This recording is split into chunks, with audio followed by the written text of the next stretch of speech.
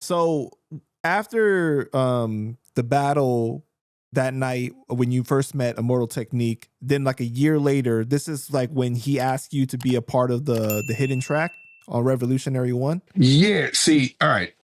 He was putting together volume 1, and which I didn't know at the time. He was just, we were all trying to just do music and shit and do our thing.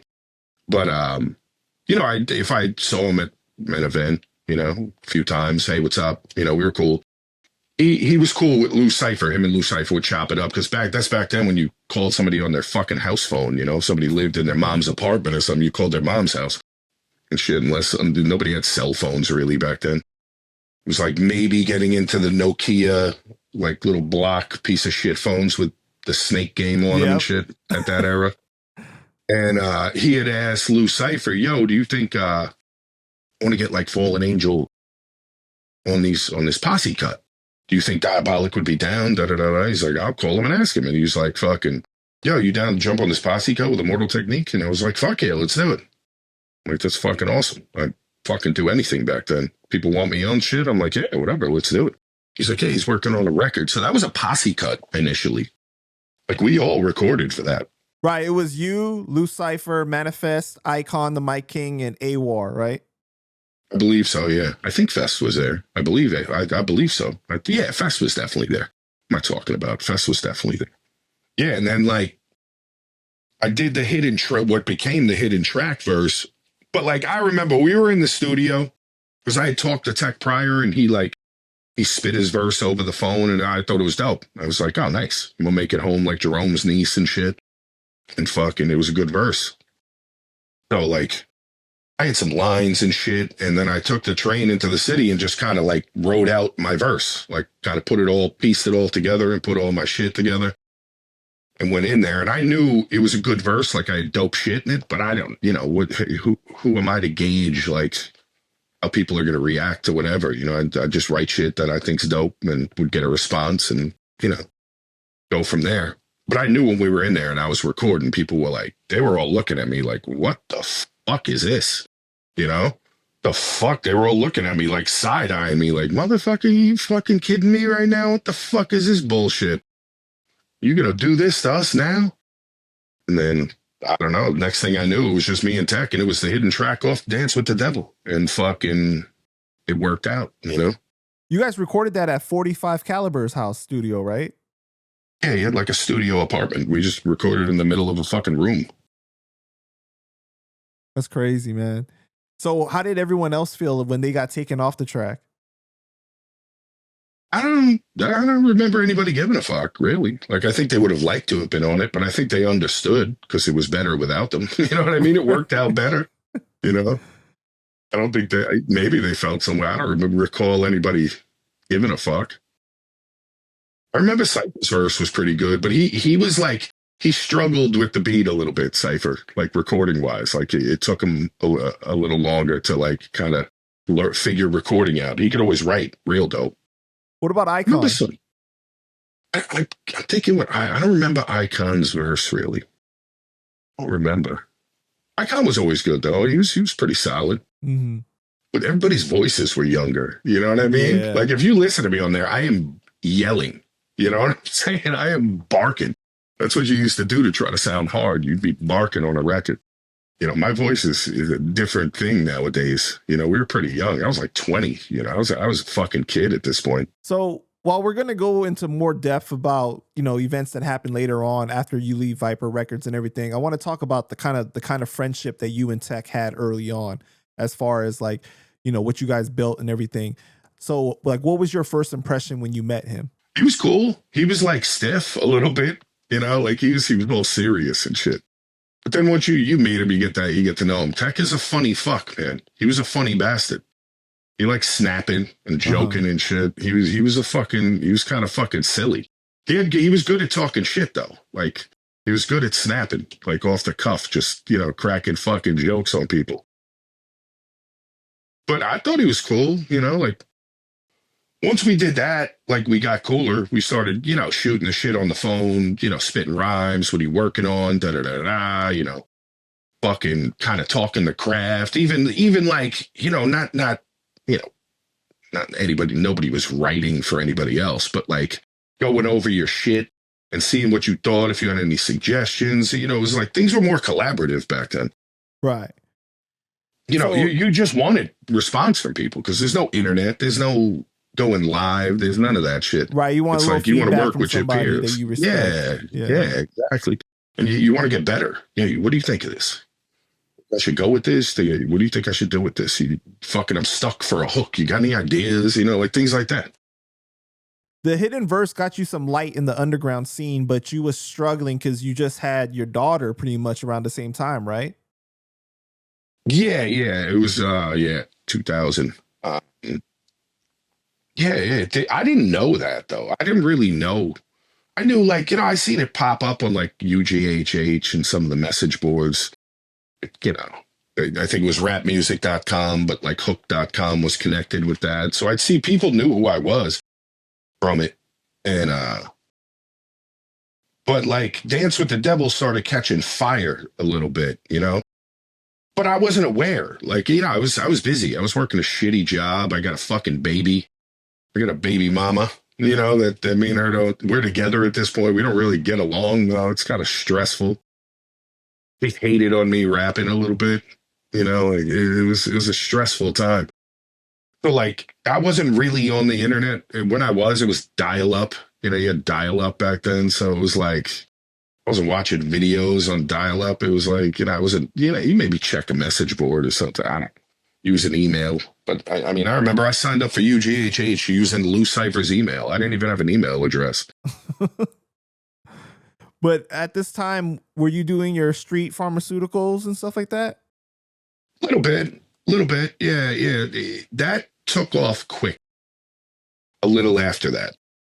Like, I want to say 01, we always dabbled, you know what I mean? Right. Flipping things. But then I knew a guy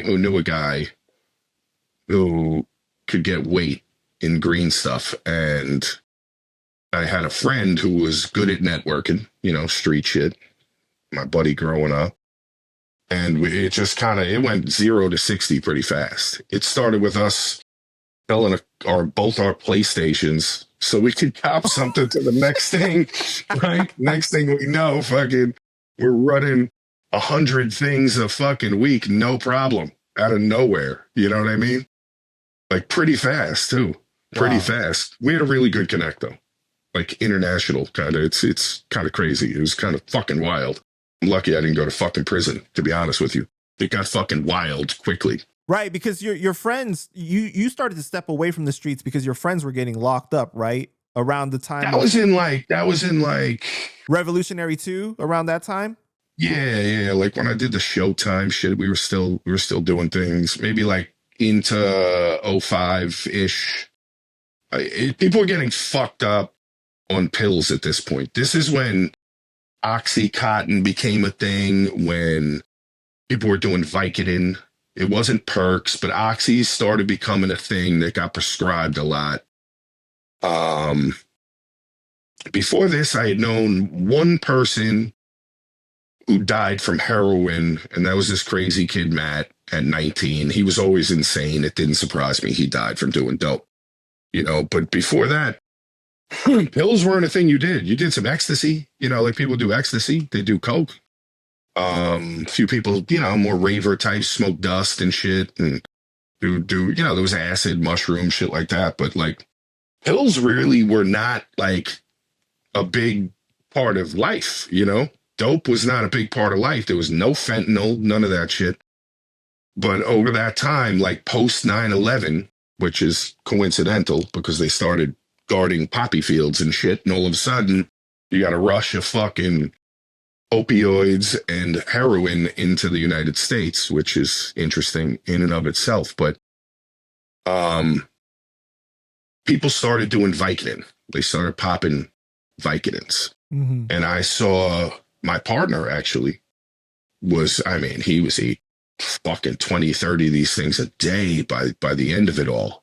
And things were getting fucked up, man. Yeah, just like he popping 10 of them, chewing them up and fucking downing them just to get going, And I mean, he could afford his drug habit at this point, you know, because we were doing pretty well in the street. But I was seeing that. Our boy Jay died. This kid I grew up with, I knew him since we were 5 years old. Jay fucking, he went out one night with his girl, who, his stripper girlfriend, who was very cool. But Jay was doing everything under the sun at this point. Pills, fucking coke. He had morphine in his system, and he ended up choking on his own fucking puke and ODing and dying. We were like 25 years old, you know? That was the first of many people that I was close with that ended up dropping or going to fucking jail or just turning into complete fucking junkies for a time. And then I saw my partner in crime there kind of fucked up, man. He was his brain was not in the right place. He was doing mad coke. He's eating fucking 20, 30 pills a day, and it was time to step off. It was time to go. And honestly, this was in the Revolutionary Volume 2 days, right? Right. Because if I'm being honest, I wasn't like super impressed with Revolutionary Volume 1. I didn't really like the beats that much. There was joints on it that were fire, but when Tech gave me a copy of Volume 2, I was listening to it. I had a Ford Explorer at the time, and I was listening to it. And I remember I had a cell phone at this point because I was hustling shit. So I had a fucking Sprint flip phone. And I called Lou Cypher. And I was like, yo, you listen to this Technique album, the Volume 2 shit? And he's like, yeah. He's like, this shit is hard as fuck, right? I was like, yeah. I was like, this is a real motherfucking record. I was like, this is fire. And it, you know, obviously propelled him into a new category. Like, you know, the first record had Dance with the Devil, it started getting him a name where he could put out Volume 2, and then Volume 2 just exploded, right? And right, at this because point, then he started headlining SOBs and doing tours off of that. Right. Like he was doing, he did SOBs one time, right? And he hit me up and he's like, yo, I want you to open up for me at SOBs. And I'm like, all right, cool. I'll do it. What do you want me, like 15 minutes, whatever I did. 20 minutes tops, but did whatever I did.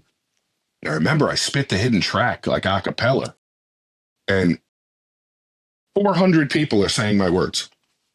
I'm like, what the fuck is this shit? I was like, all right, it's time to start taking this shit a little more serious, you know? What am I doing? I'm out here, my friends are dying, I'm paranoid. At this point, I was not in a good place mentally from being fucking paranoid on the street all the time. You know, I was being a dick. I was drinking too much. You know, I was just being a mess. So I thought it was time to fucking move on. Like, let me see what the music is capable of giving me. Cause you know, I was doing things like I had a manager going through these years. My boy Travis managed me. We were doing stuff. You know, I was dabbling in the commercial world. I had meetings for record deals. I realized that was not my fucking thing. You know, like major label stuff was not for me. And, but I hadn't like really taken it that serious, you know? You could have did more. You were without a doubt. Yeah. Yeah. I just wasn't dedicating the time to it. You know, like I should have been doing more. I was recording, like I was doing joints, but I didn't know. I didn't know if I was making an album. I didn't know what am I doing? I was just kind of like making shit, you know, and, you know, shopping it around. I had this kid, you know, shopping it around, see what we could do. It's like, do you get a deal? What do you do? I wasn't fully invested in, I'm just going to do underground shit independently and do my thing.